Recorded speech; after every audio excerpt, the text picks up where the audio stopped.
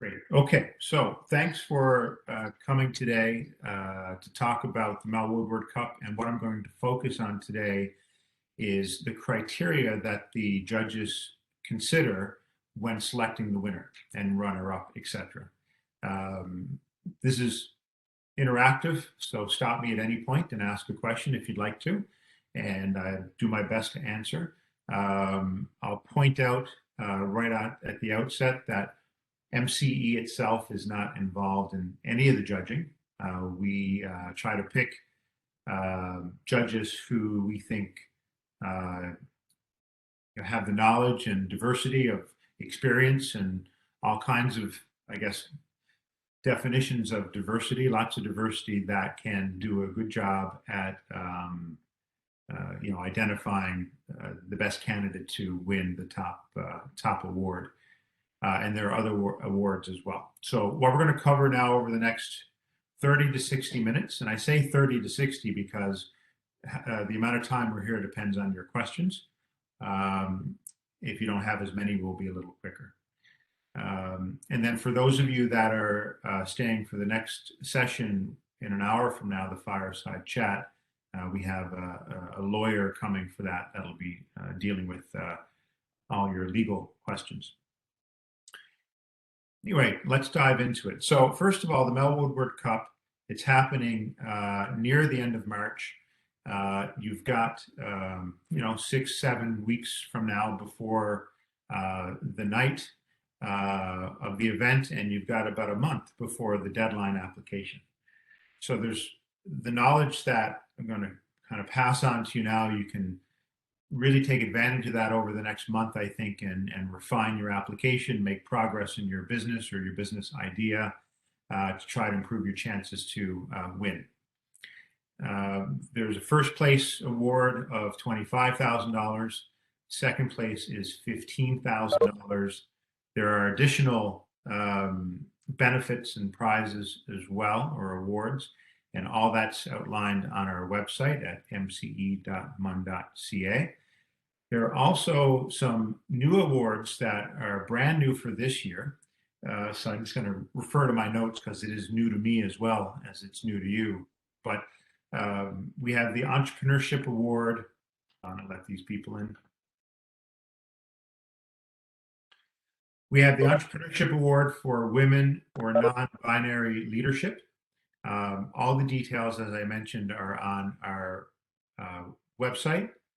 But clearly what we're doing there is we really want to encourage women and people who might define themselves as non-binary as getting involved in entrepreneurship. We really want to encourage that. And so that's a $2,500 award. Then we also have the Entrepreneurship Award for an early stage idea. So the idea there is some students may may not be confident that they're ready to apply and to win $25,000. Well, we want you to apply no matter what, because even if you are right and you're not quite ready, we have this award of $2,500 that you could definitely win. It's meant for people with earlier stage ideas. And potentially you could win both of the new awards. If you're female, for example, or non-binary, and you have an early stage idea, perhaps you win both. Who knows? I will say this: we had a student in a previous year feel that they really weren't ready to apply, and we strongly encouraged them to apply for the Mel Woodward Cup, and they actually became one of the finalists. Right? They didn't think they were even close to ready, and they became one of the finalists. So sometimes,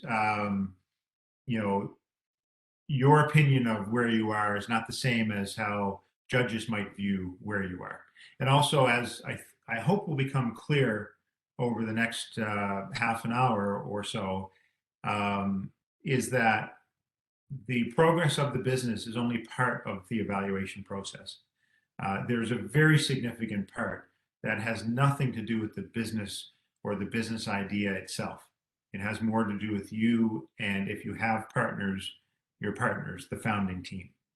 That's very important to us. right? We recognize that all of you are early stage to varying degrees. And so we focus on more than just the stage of the business. All right, so with that being said, let's get into the details.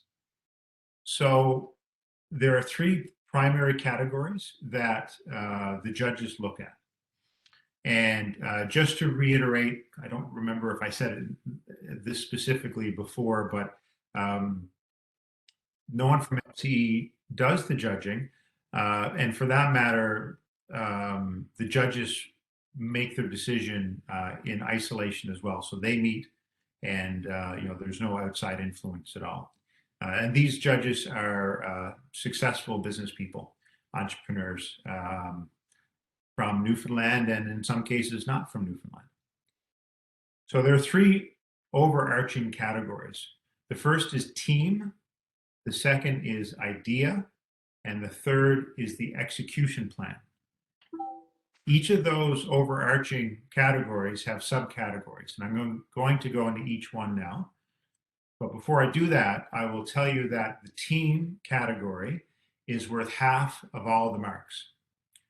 The idea category is worth 40%, and the execution plan is worth 10%.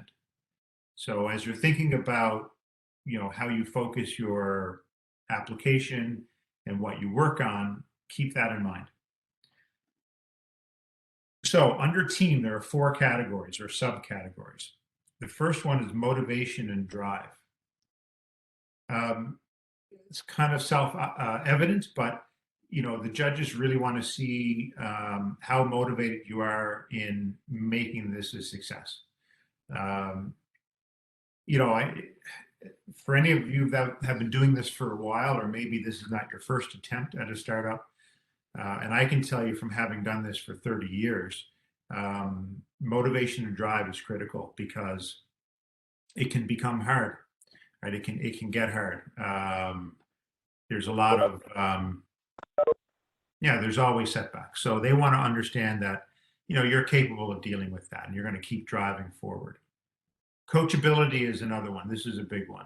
They want to understand that you are coachable. You don't know everything. By the way, I don't know everything. Nobody does, right? There's always something else to learn. So they really want to understand that you're coachable. So that needs to come across. And again, Hussam asked earlier about the video. I think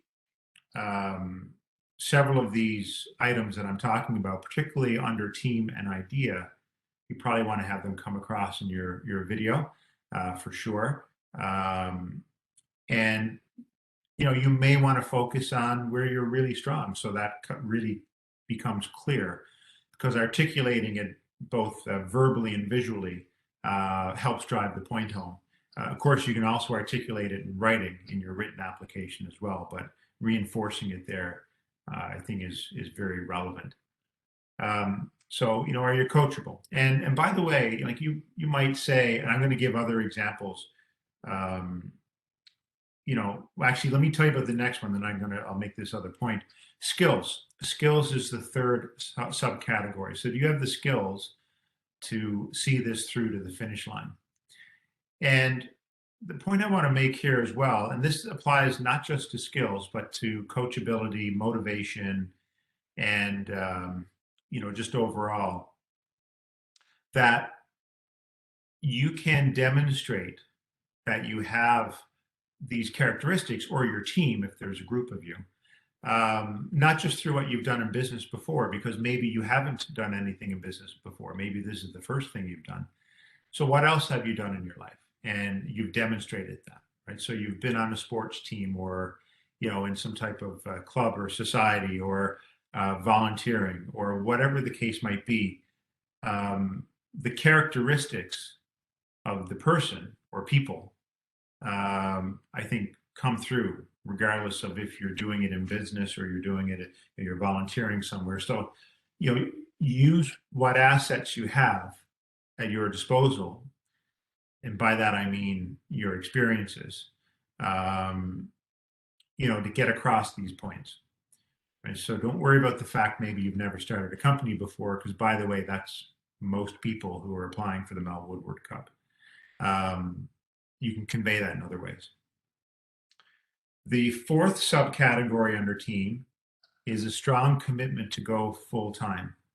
So keeping in mind that, of course, the Memorial Center for Entrepreneurship is there to help Memorial students start companies, but also, we want to help the Newfoundland economy, and we want to help you help the Newfoundland economy. We want you to build successful companies. We want you to hire people. We want you to contribute overall, and so, and then for that matter, um, if you're really committed to focusing on this as soon as you can, which typically means after graduation, you probably have a better chance of success than someone that's going to do this part-time, right? So we really want to give this money to students that are going to be able to take the most advantage of it and make the most of it for themselves. And, by virtue of you doing well, the province does well also. So those are the four subcategories under team. So before I move on to the next category, any questions about any of that?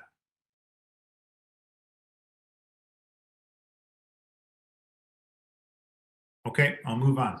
Oh, yeah, go ahead. I do. Can't hear you. You're muted. I can't hear you. Hello? Can't hear you.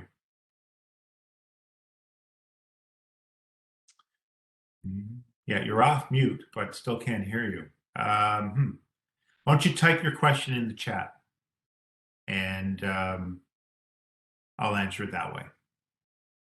And you can work on your microphone issue after. All right, so while we're waiting for the question, take your time, write out whatever you want to write out. I'll move on and I'll come back to the question. So the next category is idea. 4 subcategories here as well. First subcategory is market validation. So what we're talking about here, the ultimate market validation is you have customers that are giving you money. That's the biggest one. But most of the students applying for the Mel Woodward Cup will not have this. I just want to make that clear. If you're one of the people that you're saying to yourself, hey, there's no way in the next month I'm going to have revenue, don't worry about it, because that's almost everybody. And for all I know, could be everybody, right? Because I don't know who's actually going to apply. So don't let that worry you at all. But that would be, the ultimate if you could. But again, most people won't. Maybe nobody will. Then beyond that, we're looking for other things. So I'm going to go backwards in terms of order of importance. Something like a letter of intent, binding, or an MOU, or non-binding letter of intent or MOU, is a great indication as well. Something in writing. By the way, if you're not sure what a letter of intent is or an MOU is, look it up. But also, if you want to book a meeting with me or one of the other startup coaches later, I'd be happy to walk you through what that is. The real quick summary is that it's a written commitment from a potential customer that they want to buy from you. That's an oversimplification, but that's the basic idea. It's usually not legally binding. Usually it's not. They can always back out of it. But the fact that they took the time to even do that is a good indicator. Let me keep going, and then let's see. Adu, if you've got your question by then, I'll answer it, or if your mic is working. So if you go back further, other customer or market validation would be customer discovery interviews. So there are several of you that I'm working with right now and we're talking about exactly that thing. So, are you speaking with potential customers that have given you strong feedback? Yeah, this is the problem that I have. I'm looking for a solution. Um, maybe they've said, yeah, you're a solution. Now, by the way, the customer discovery, most of you know this, but when you do customer discovery interviews, you don't actually tell them what you do. But typically, you move past that, right? So whether at the end of your interview, you might tell them what you're doing, or maybe at a later discussion, um, those types of things. Actually, I skipped over another type of market validation. You might get pre-orders. So, for example, you have no product or no service, but maybe you build a landing page online and people can put in their credit card number and you don't charge it, but they say, when it's ready, I'd like to buy. Or a different version of that is they fill out a form and say, hey, I'm interested, notify me when you're ready to sell. So they haven't given you a credit card, but they've just indicated that they want to be notified when you're ready to sell. These types of indications as well. So, and then, other market validation could include, you've spoken with people in the industry that are not necessarily your customer, but they work with your customer. They're aware of the needs of the industry, and you get validation that way. Except for the fact that I left out the pre-sale with the credit card, or just without the credit card. What I just described is in order of importance, although I would put the pre-sale with the credit card, or the commitment to buy without a credit card, immediately after an actual sale, right? So actual sale, then those two things, and then letters of intent, and then customer discovery, feedback from surveys, and then discussions with other people in the industry that are not necessarily your customer. So you can kind of look at it in terms of the quality of the validation in that order. And again, many of the applicants won't be past customer discovery. So don't feel bad if I don't have a customer, or I don't have pre-orders, or don't worry about that, because that's most of you. But I just want to lay that out. Quick question. Yeah, go for it. Yeah, so if the pre-sale or the deposit is completely refundable, would that still count, or would that be like a lower tier? Yeah, maybe lower than if you can keep their money, no matter what, but it's still a very, very strong indication. Okay, I guess my question was, I didn't phrase it properly. Are pre-sales usually completely refundable, or is the exception if you make it completely refundable? I would say more often it is refundable. Oh, okay, thank you. Yeah. Yes. Yeah.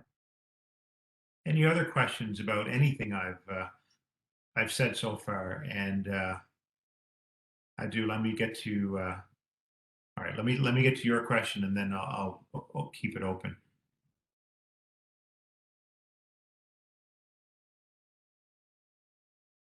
Right. So the question is, let me let someone else in. The question is, speaking of the teams category, is it more about motivation, coachability, and skills than the members that make up the team?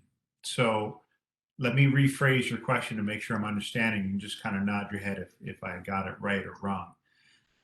Is it more about those specific subcategories, or is it about having, and so does one person have all of that, or is it more important to have multiple people that have those things? Is that what you're asking? Yeah? Okay. So a little bit from column A, a little bit from column B, and I'll explain what I mean. So if you're a sole founder, and again, a lot of applicants are sole founders, so don't let that bother you at all. And you can demonstrate all those skills, then it doesn't really play into the judges, awarding different points, because that's how they do this. They look at points for different categories. I think it is fair to say that if you have more than one founder and you can demonstrate some of these characteristics across more than one person, there may be some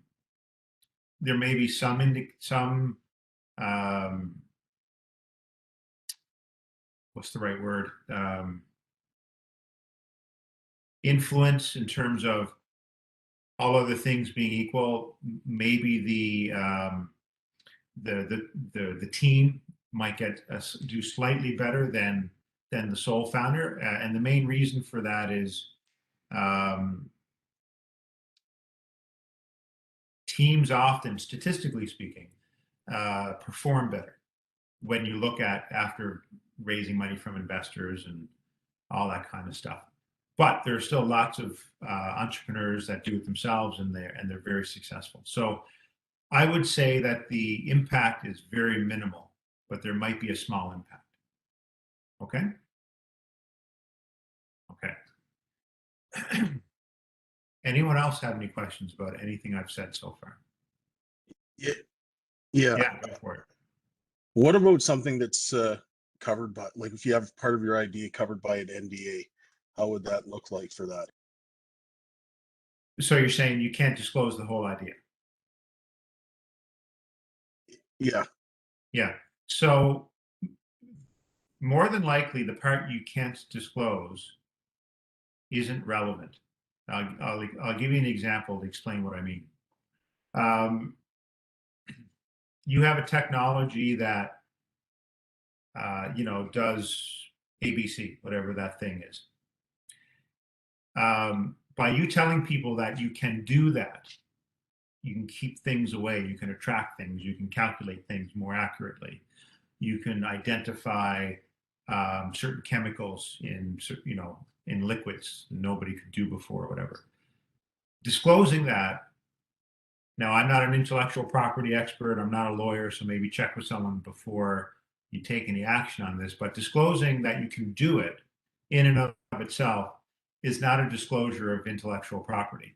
If you were to say how you do it, well, that's a problem, if you want a patent later or just keep it a secret, for that matter. So I haven't seen it yet, and I've seen hundreds and hundreds and hundreds, probably more than that, of ideas where I've advised people, and the information that they want to keep secret is fine. It doesn't impact the application. Now, Dale, maybe your situation is different. I don't know, because I don't know what that information is. But typically, you can convey the problem and the value proposition without disclosing proprietary information, because it's about problem and solution. It's not about methodology. So that's how I think I'd answer that question. Someone else?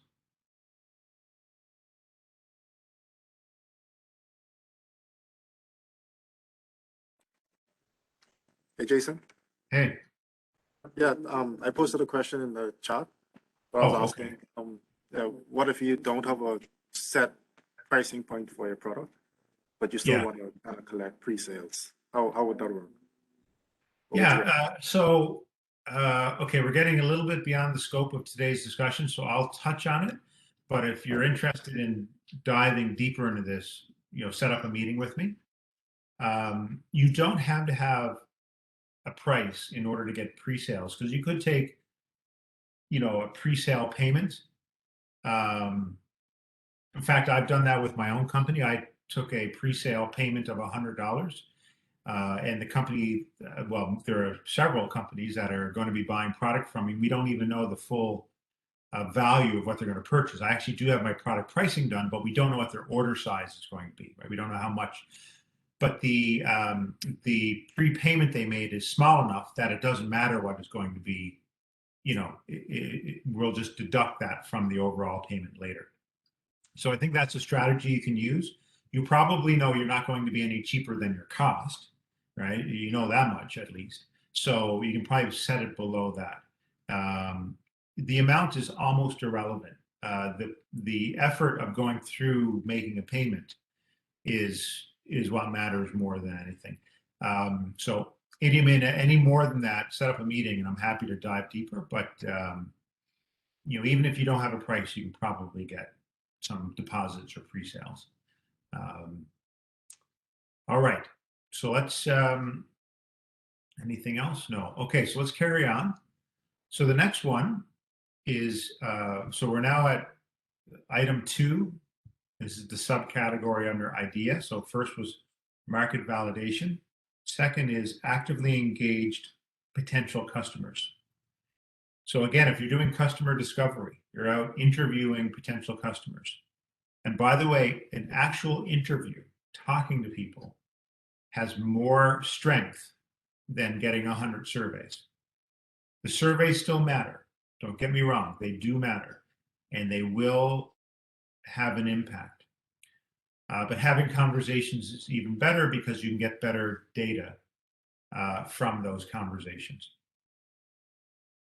And then if you look at kind of some of the market validation or all of the market validation examples that I gave, if you go further up the food chain, obviously you're getting more and more engaged with your customers. So you just want to talk about, how you've been engaging the potential market, and what kind of feedback maybe you're getting. Well, they're giving me money, or they're telling me great things, or whatever. Don't use that generic language I just used, but you know what I mean. They're telling me this, or telling me that, etc. Maybe, and this is particularly relevant for enterprise sales, but it can apply to any kind of sales. Part of the engagement is your market is giving you feedback on what features they want, right? Can you do this? Can you do that? And that's a great indication of their interest level as well, right? So I like what you have. Can you change it a little bit like this? That's really good. I was working with a billion-dollar company out of the northeastern U.S. a couple of years ago with a different company I had. We had a senior vice president for that company engage with us for many months, reviewing the product as we were designing it. I didn't say build it. I said design it. It was software. And we actually had this billion-dollar company, or an executive for the billion-dollar company, interacting with us as we were designing the interfaces and features with the intent, once we finished the design, then we'd go ahead and write the code. That's, very positive. They didn't give us any money, but it's a strong indication. If they'd given us some money as well, even if it was, $1, for a billion-dollar company to issue a payment of $1 is a real pain in the butt. Like, it's a lot of effort for them to issue any payment.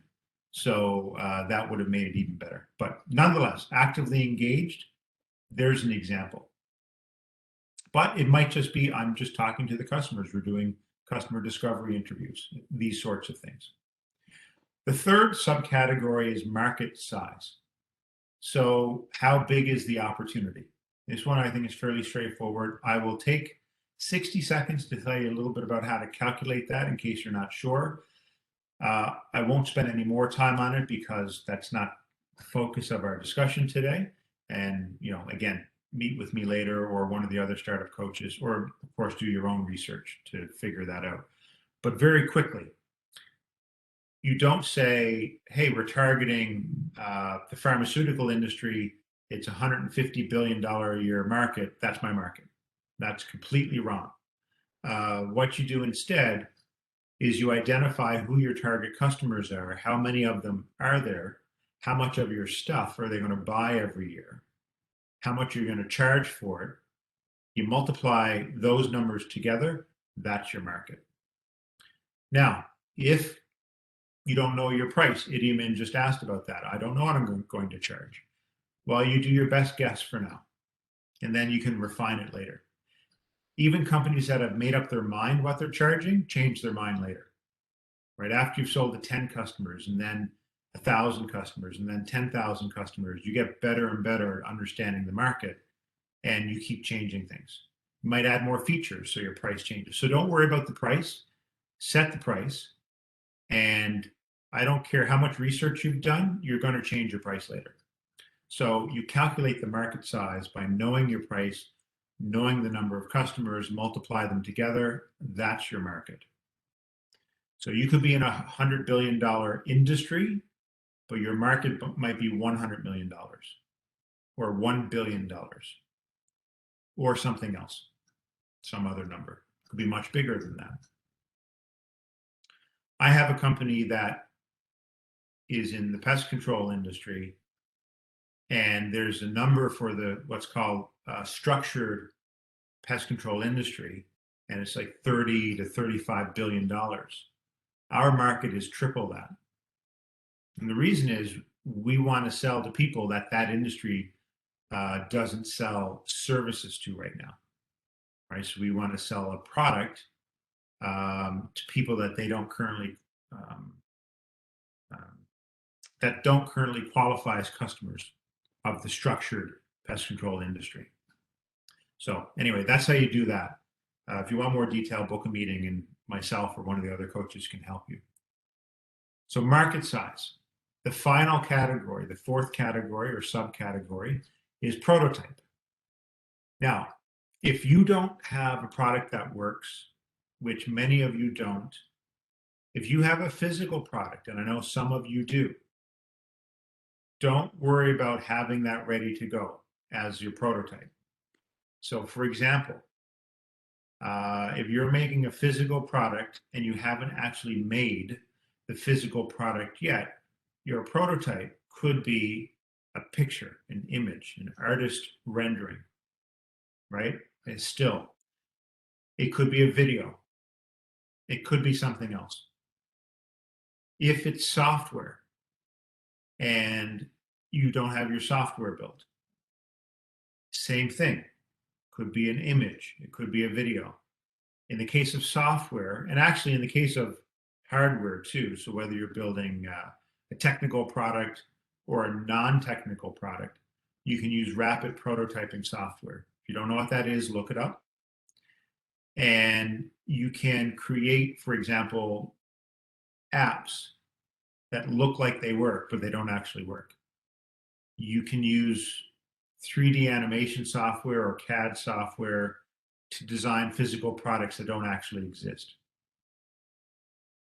Right? If you're making something in the food sector, you can design what it looks like, have pictures of it. You can explain the characteristics of it. That can be your prototype. If you actually made something, no matter how ugly it is, then show that as well. You can show the ugly version and you can show the pretty version, right? So the ugly version actually works, the pretty one doesn't work. All those things matter. So if you don't have anything that works, you can still do a prototype, and it will help you towards winning the Mel Woodward Cup. One of the reasons this is important, many of you might have heard this expression, a picture is worth 1,000 words. And it's true, right? If you can show something, it's easier for people to understand sometimes. So even if you don't have anything built, you can show it. That's it for the idea section. I'm going to go on to the last section, but before I do, any questions on any of that?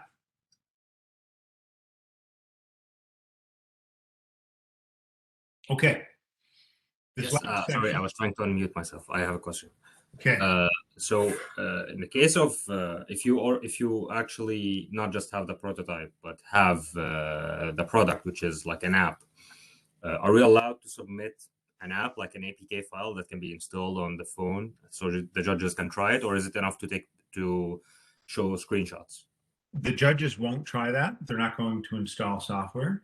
So what I would recommend in that case is screenshots would be fine. You can probably even submit some type of graphic, animated graphic or short video. I'm not sure what restrictions we might have on our application with respect to that. Or you could even, provide a link to a YouTube video that shows your application working. But what you can do is just make sure to make it clear to the judges that this is actually working, right? So what I'm showing you is not an animation of what it could look like. This is it in action, and capture it that way. Okay, thank you. No problem.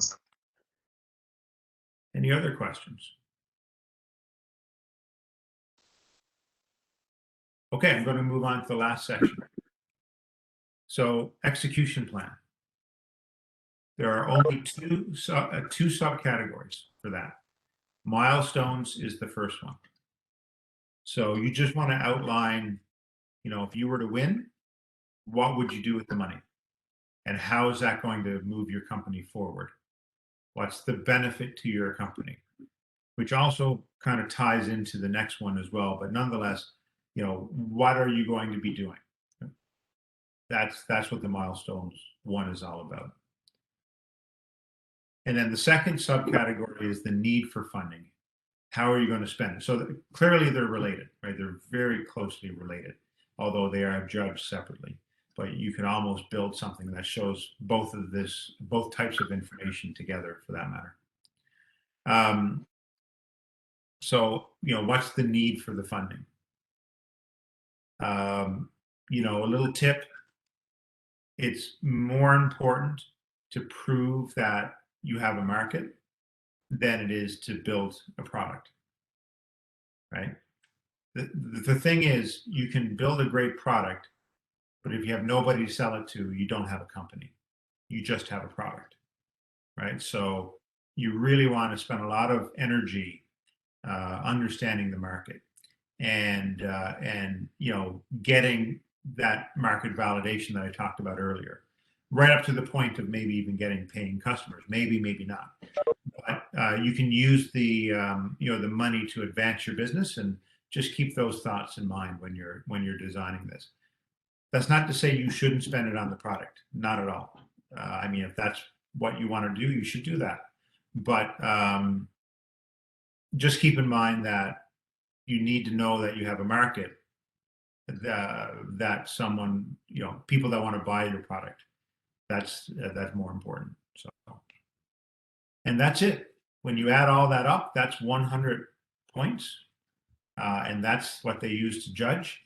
And we do our best to communicate to them that you have to be very analytical about this and really just focus on those points and judge based on those criteria and award them, and then they add them up, and whatever the math tells them, that's who wins. So as much as possible, we try to remove opinion from this, and we try to keep it very analytical, and that's our basis for that analysis.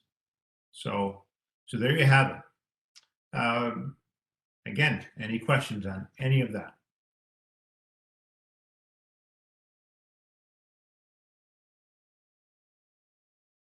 Okay. So that's it. We'll leave it there. We don't need to go the full 60 minutes. We can end it now. Thanks very much.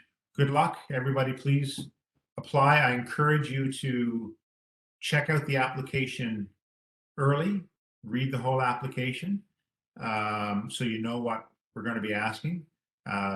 Obviously, everything I just told you is critically important, because that's what the judges use to decide. But it makes sense to read the questions, weeks in advance even. Something that I do, just a tip, it's not necessarily the right way to do it, but it's the way I approach things. When I'm applying for something, whether it's funding, whether it's to get into something, for example, I've gotten into global accelerators before. They can be very challenging to get into. I usually take weeks to write the application, but I'm not sitting at my computer every day writing it. Instead, what I do is I look at the application very early, do a little bit of work on it perhaps, but probably more to the point, make a bunch of notes. And I usually make all my notes, and then eventually my finished words for the application in a separate document. I just do it all in Google Docs or Microsoft Word or whatever it might be, anything at all. And typically I start by making bullet points, and then I revisit those bullet points a few times over a period of days or maybe longer, and then start to write paragraphs. So anyway, I encourage you to take your time to, understand what's being asked of you early, do some preparation. Don't do too much though. What I mean is, don't work on it every day for the next month.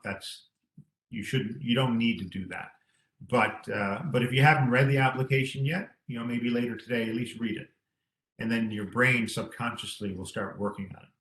The other thing is, by knowing the questions, you already know the judging criteria, but by knowing the questions as well, you can start to see gaps. Okay, I'm not as strong here. I'm more strong in this other area. I need to fill in those gaps to build a stronger application. All right, so we'll leave it there. Again, for those of you that are going to join us for the legal discussion, it'll be in the same place in 15 minutes. And thanks very much. All right. Thank you so much, Jason. Thank you. Bye-bye.